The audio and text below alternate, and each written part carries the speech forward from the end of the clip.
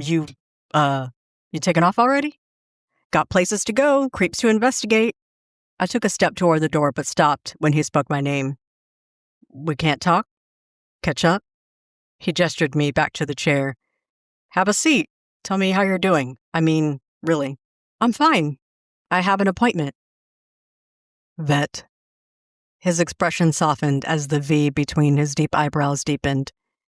I know the anniversary just rolled by. He was my friend, too. I loved him, too. He paused, then added quietly, I miss him, too. Jason was. Do not even start with that, Wesley. Jason was barely even cold before you were hitting on me. I watched him roll his eyes. Vet, it's been 3 years.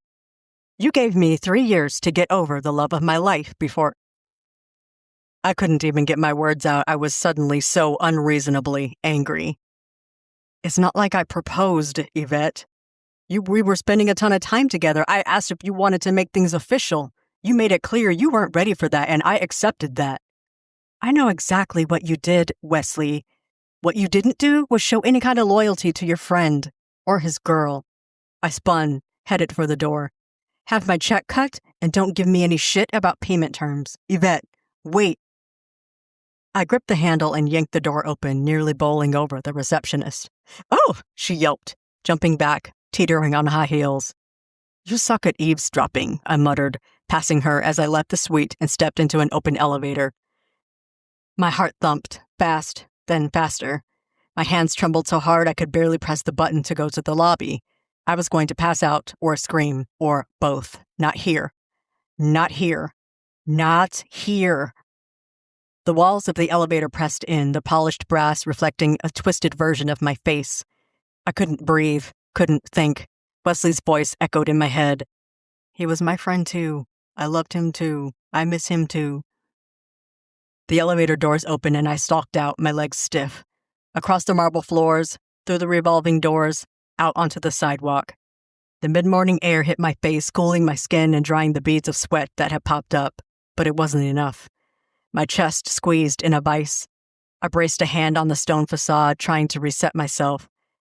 That happened more often lately, not being able to handle talking about Jason. Talking about moving on, moving past him, letting go, and fighting this whatever with Wesley.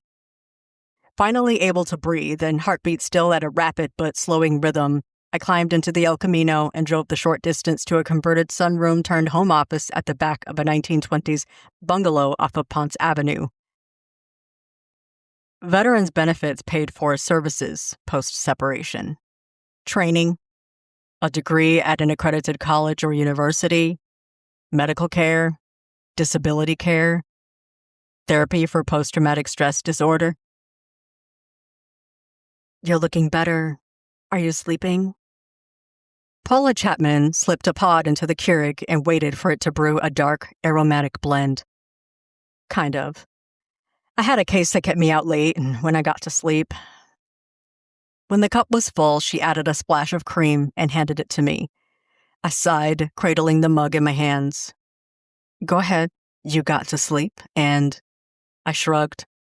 I still wake up crying some mornings. Not all the time, though, so it's getting better. Same dreams.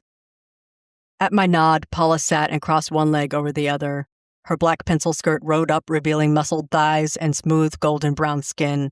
Her bob was honey blonde, parted low and swept across one eye. Smooth, blunt at the ends, not a strand out of place. Also ex-Army, Paula still kept up her exercise regimen, 5 miles at dawn, strength training and kickboxing on alternate evenings, bike rides on the weekends. She could jump into uniform and return to duty tomorrow if needed. Tell me about the dream.